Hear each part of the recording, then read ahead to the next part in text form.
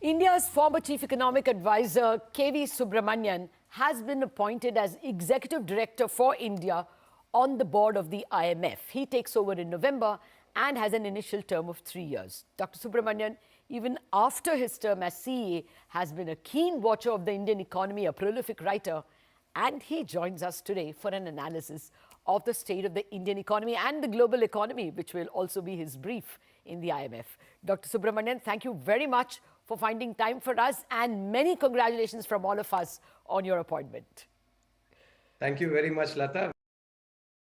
It's very nice to be again back chatting with you, Latha. Okay. Well, Dr. Subramanian, I must start with the Indian growth trajectory. When you were in the seat at CEA, you had spoken about a V-shaped recovery. Are things panning out to your satisfaction? Our growth is one of the fastest this year. Absolutely. I think, when we look back at the data, clearly GDP growth has registered the V-shaped recovery that, we had predicted in September of 2020. Combined with that, I think what is quite critical, and that goes back to the policy that we implemented, the macro fiscal policy we implemented, we're going to have growth without actually the kind of inflation that the rest of the globe is seeing. So, the global economy is basically looking like one that will have very anemic growth, possibly in a recession, and very high inflation. In contrast, India will be the country that will grow the fastest among the large economies for sure, and will have inflation that actually is, will be in control. It's a little higher than average, but I think that if you look at the data, the advanced economies are looking at 400% higher than, at their average inflation, while India, up until the previous print was about 4% higher, and which has since cooled down. So I think, we do seem to be in a good spot. We will lead the global economy, this year and going forward as well. Okay. Well, that point is taken that we are the fastest now. But, I'll put some buts. If you drew the trajectory, say, if you compared FY20 GDP to FY22 GDP, the amount itself, we are only 1.8% higher in real terms over 2 years. And then if you come to, all of 22, IMF has data that at the moment we look like we will be a 159 trillion rupee economy. But if we had grown at the previous trajectory, we would have been a 184 trillion economy. So, the second half of even this year, first quarter we are going to get, because of base effect, 16% GDP. But by the second half, we are slowing to 4.5%. Do you worry that there are some structural constraints? So I think firstly, I would be belaboring the obvious, Latha, but I think the entire world economy actually had to suffer because of the COVID. Yeah. Unlike previous crises, this required economic restrictions, and therefore there was loss of output everywhere. I think the other key point which is important to remember is that, see, if you have a country that is growing at, that's been growing at 2.5%, the slope for potential GDP looks like this. If you have a country that's been growing at 6.5% on average, the slope looks like this. And when you have then economic activity, loss of economic activity because of COVID for everyone, right? The country, the higher slope, obviously, will basically have a greater loss of GDP. That's mechanical. And I think this is something that, has to be recognized. We did have a more stringent lockdown. I think we covered this in the economic survey as well. And that was something that was required for health reasons. So I think there are good reasons why this has happened. Looking forward, I do think that, we are in a good spot. And, if you would recall in many interactions with you when I was in North Block as well, I said, this decade, India will grow at 7%, plus on average. And I still maintain that. Yes, there is, the Ukraine war actually, and some of the global economy has created uncertainty. And I must particularly point out that a lot of our, growth is dependent on private investment. And private investment, actually, when there's uncertainty, that sort of holds back. So in some sense, the Ukraine war came at a very inopportune moment, when India was really looking to sort of take off on the private investment side, what we economists call the second order effects, uncertainty. I think once that settles down, and it looks like it is settling down better, I think, India will continue to grow. I will mention, I think, I do think that the sort of some of the aspects of the impact of global economy, on India, are overblown. I think we are far more immunized, and we can get into the details. I'm sure you'll have some questions to ask on that, but I would state that I don't think we will be as impacted by the global situation as we were possibly during the global financial crisis, for instance. Well, actually, that was going to be my next question to you. At the moment, Europe is probably already in a recession. China is, past two very poor quarters. Maybe Right. the second half is going to be better for China, but it's still an economy which is in deep pain and lockdowns. And US, Right. we are told, after 2 quarters of contracting growth, is likely because of rate hikes to slow down. If the globe slows down, then is it going to be difficult for us to grow alone? No, I think this is a good question, but I want to actually answer this rigorously rather than, I see a lot of commentary that is based, on sort of a less rigorous analysis. Let's take GDP the way we think about it, as consumption plus investment plus government spending plus net exports. And let's look at each element and understand what will be the impact of the global economy on each of these factors. Let's take consumption. A lot of consumption is basically, some part comes from imports, obviously, and that may get impacted, but consumption actually primarily is a domestic phenomenon. So while again, some part possibly, maybe durables, etc., may be impacted a little bit because of the global economy, I don't anticipate that to be impacted significantly. And that's your close to 60% of the overall pie. Investment, I already mentioned. I think that is something which is getting impacted by uncertainty more than it should be. It's more, I think, the sentiment rather than the fundamentals.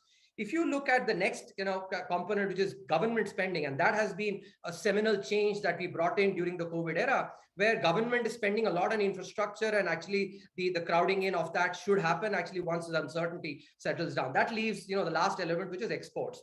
I think on the export side, I have been reading, I think the US seems to actually not be doing as bad as people may have predicated. I recently, last week at ISB, the MasterCard CEO was here, and they look at consumption data on a regular basis, and he was saying that the US does not seem to be looking as bad. That's good news. Overall itself, I think exports are actually doing, better than anticipated. So I don't see, if you put all this together, I think investment is the one element, and exports to some extent, and those are not such big contributors. So when you think rigorously through this, I think viewers will be able to see that people are overblowing the impact of the global economy. I think sometimes if weigh far too much on sentiment and too less on fundamentals, but if you weigh on the fundamentals, I think you will start seeing why I'm saying that the impact of the global economy and sort of the anemic global economy will not be large on the Indian economy.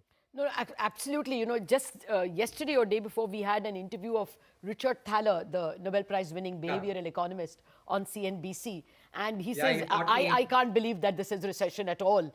There is absolutely no signs of recession in the US. I mean, I take your point that the economy is at the moment growing very strong. But, people are worrying about several other structural trends. A Credit Suisse paper, Zoltan War, is speaking about rearming, reshoring, restocking, and rewiring as trends which might continue to keep commodity prices higher. So do you think that for the world as a whole, the 20s may be a decade of inflation? No, I think that's a good point. So I think the global economy will see very likely high commodity prices. And I'll tell you why. And here's where I think there are important learnings from what India did, which actually could be implemented. If you recall, amidst COVID, we implemented supply side policies because we took into account that if there is basically no increase in supply and demand is pushed back through fiscal policy, then you will definitely have inflation. Now, what has happened actually, and I've been observing the global economy, there's very little being done on the supply side. Yeah. Even advanced economies are actually, a recent act actually that the US has brought in. There is some, I would say, I think they're taking inspiration from our PLI scheme to do something similar, obviously at a higher order. But I think that is possibly the first move towards working on the supply side. If the supply sides are worked on, I think the global commodity prices will not be as heated up as they actually will be otherwise. But that said, what is the the impact for India? I think for India actually, especially with the Atmanirbhar Bharat push, and this is why I want to actually explain.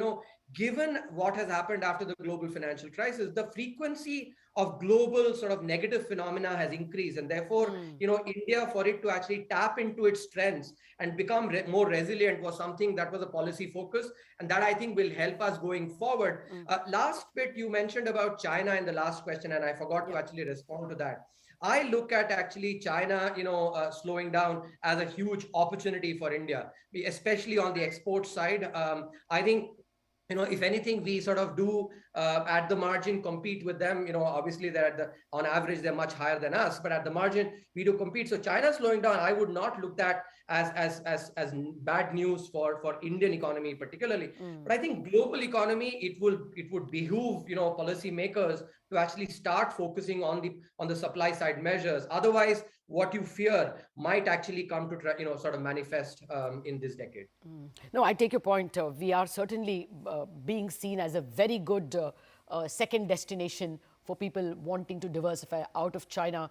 Yes, we've got competition from Vietnam and Philippines and Indonesia, but we seem to be been doing well. The recent news from Apple 14, iPhone 14 also is extremely encouraging news. But just to stick to the inflation issue, if the world is going to suffer higher commodity prices for various reasons because of supply shocks, do you think we will also have a sticky inflation problem? We will come down from the current closer to 7% to below 6%, which is the MPC's mandate. But will the journey towards 4 be a tough one and a long one? No, so here's again, let's analyze this carefully, right? So if you look at the components of Indian inflation, almost 50% of it comes from food elements, right? Food items. Of which, oils, for instance, sunflower oil, because Ukraine is a big exporter, and sort of Indonesia had put a ban on palm oil, and that increased. But I think, if it is the case that these are settling down, maybe a large part of this component of inflation, of food inflation, may not be that big a worry. That leaves basically the commodity prices, which especially crude, and if you would recall, we've had, conversations on this. Overall, even accounting for second order effects, on transportation and thereby cost push inflation, etc., the contribution of crude to Indian inflation is less than 10%. It varies anywhere between 6 to 8%, depending on how much actually is getting passed through. But I think it's not as big, again, when you look at the numbers, the fundamentals, rather than just basically talk in the air. So I don't see, again, that large a sort of a pass-through from global inflation. One caveat I want to mention, and here I think monetary policy plays a very important role. As it was in the case of fiscal policy, we had the clarity and we had the courage of conviction to be different from the world, because we knew we were doing the right thing. And I think, in some sense, given that India, therefore, is in a different spot because fiscal policy has not pushed monetary policy as hard as in the other economies, I think there is a reason for us to actually think for ourselves rather than basically copy paste, the advanced economy. And I have been sort of saying this many times. I think it's time, we have the capabilities, we have the confidence to be able to think for ourselves rather than have to, cut paste even the United States for that matter. I think that is something which is very important as a caveat I would mention for monetary policy. I think the RBI is extremely alive and proud of the fact that we have some advantages over the US, and the world also perceives us that way. But there is something like interest rate differential which impacts the currency and spillovers. Sure. That question to you, Dr. Subramanian, after a very short break. Back in a jiffy.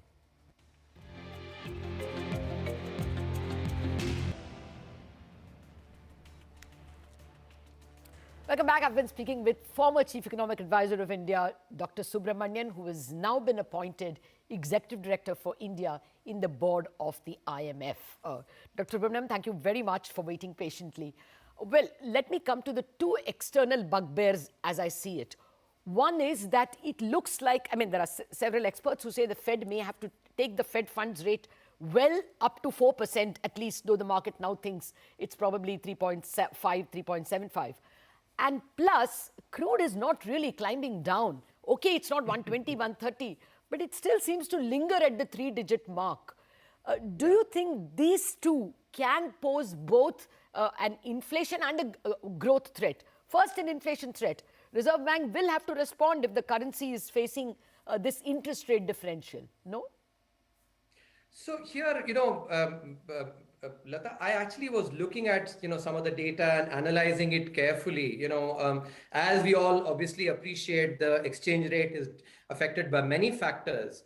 But when you sort of put it through a careful analysis, what turns out is that it is actually the inflation differential that affects the exchange rate depreciation far more than the interest rate differential. And I'm not sort of ignoring the fact that the interest rate differential could in fact be impacted by the inflation differential through monetary policy. But for the moment, let's sort of set that aside, that nuanced argument. But I think if you look at the inflation differential, right, I think that we basically have undergone a regime change, especially with the inflation targeting that got implemented, and the fact that globally inflation is going to be higher. So let's look at, if for instance, if you take maybe before 2016, the US inflation would typically have been 1.5 odd percent, and India's inflation historically has been 6.5%. So the differential was about 5%.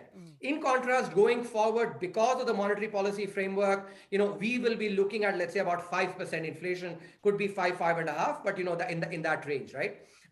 The US actually might be looking at a similar inflation, if not more, in which case the inflation differential does narrow down significantly. Where is 5% and where is basically about maybe 1% or so. It could possibly be, directionally, or could be opposite as well. That does mean when you look at, in the long run, and what I was telling you was based on analysis of 30 years of data, so 120 quarters. So I think that is something that will start playing up. I don't think market participants have actually focused as much, in my opinion, I could be wrong, on this aspect, but long run, this is something that will matter a lot. Now, I think I've already spoken about the influence of external factors, whether it is the commodity prices or, monetary policy of the Fed. I think we tend to overblow the impact of these on the Indian economy. Fundamentally, if you look at the data, if you analyze carefully, I am not convinced that the kind of, sort of overblowing that happens among commentators is actually demanded. Okay. No, I was not speaking so much about inflation itself as much as, say, current account deficit. If crude continues at $100, exports are also not doing that well. The last July number, exports grew by only 2% YOY, because there is a recession threat in destination countries. So do you think that current account deficit is a headache for us? Yeah. No, I think so. Again, let me sort of just tweak the question a little bit, right? Why do we worry about current account deficit? We worry about it, from a macro perspective. And here again, when I was in North Block, we had analyzed this. So if you look at the crises that India has undergone, whether it is the 1991 balance of payments crisis or the taper tantrum, episodes and other episodes, even the Asian financial crisis, etc. What stands out very clearly that it is that, when India faces a triple whammy, which is current account deficit, fiscal deficit, and high inflation, that's when India becomes extremely vulnerable. That's point number one, a very, very important point for us to keep in mind. And in fact, if you look at the taper tantrum, let's take that as an episode. We were actually facing double-digit inflation for 1.5 years, every month, 1.5 years. Current account deficit was close to 6%. And, our fiscal deficit was almost 300% of our peer economies. It's these triple whammy that actually led to the external sector problems. Now, I'm not, sort of saying that current account deficit is not something that we should be watching very carefully. But again, I want to actually sort of be wise enough to actually to warn viewers to not overblow these things. I think on the fiscal deficit and on inflation fronts, I think we are doing fine. So and a last point I would say is, when I took over as CEA, I had conversations with a lot of people. Very sage policymakers said, 2.5 to 3% current account deficit is something that India can take, and so in that sense also, I think we are comfortable. But I would keep, I think you asked an important question. Policymakers need to keep an eye on the current account deficit, but in isolation, it is not as much of a worry as it is when it's combined with high fiscal deficit and with, high inflation as well. Well, I take your point entirely. 2.5%, I think, was our Lakshman Rekha, and maybe 1 year we can take 3% without,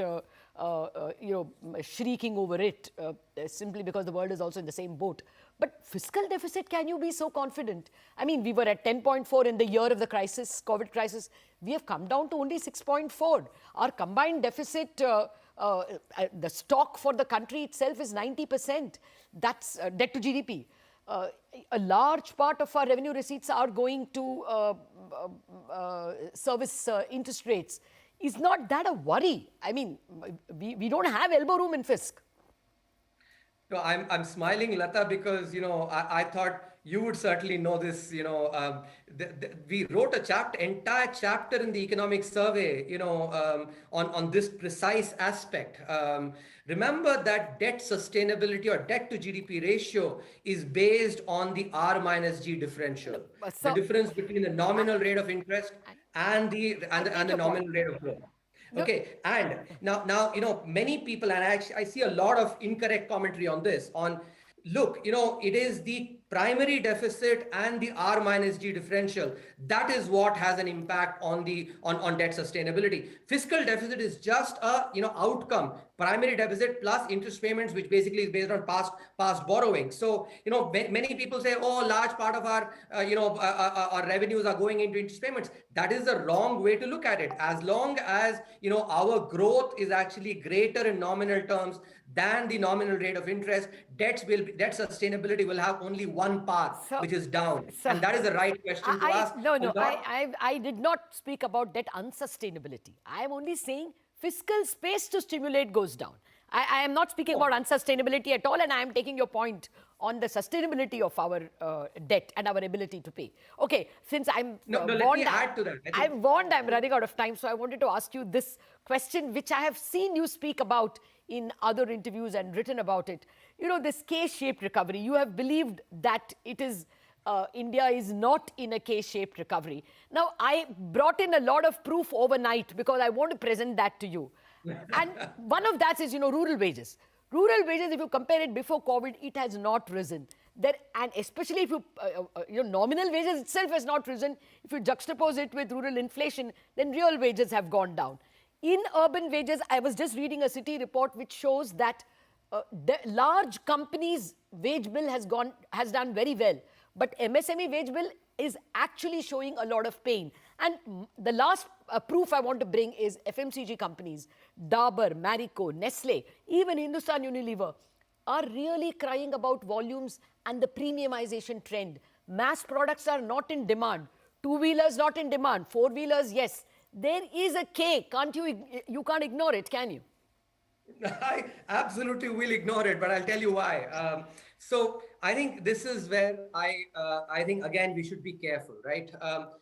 Any year, normal year or crisis year, is it ever the case that all sectors of the economy grow at the same rate? Like the 5 fingers in a hand, they're actually different sizes. It is always the case that, that in the economy, different sectors basically grow at different rates. For instance, just, if you take the global financial crisis, the manufacturing sector was, indeed very, very badly affected. Services not as much. Yes. Now, that is a fundamental aspect of any economy. So I actually find it extremely disingenuous to actually call what is basically, at the macro level, a V-shaped recovery by, saying, oh, this sector is growing more, that sector is growing less. That is disingenuous because that is a fundamental aspect of any economy. And a large economy, a rich economy like us, can you even expect that actually it will basically have the same uniform growth rates everywhere? I think that is just basically being in a utopian world. So absolutely will say this term is completely misplaced. And a lot of commentators, I think, without understanding it well, bring this up. It has been a V-shaped recovery if you look at the GDP growth, and these kind of features are always there in any economy in a good year or in a crisis year. Thank you very much, and all the very best from all of us at CNBC TV 18. Thank you very much, Latha. Okay, with that, we wrap up this special show. Thank you much for watching.